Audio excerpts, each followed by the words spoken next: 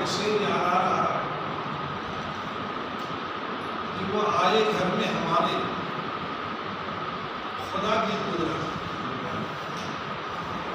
कभी हम उनको कभी अपने घर में। क्या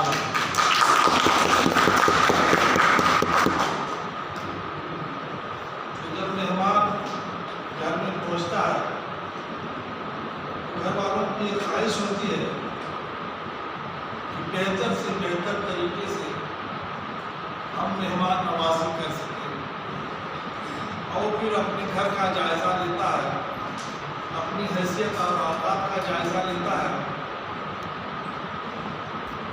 और इसे नहीं पैगाम दिया गया है। इसे पर मैं बहुत ज़्यादा बातें नहीं करना चाहता। बहरहाल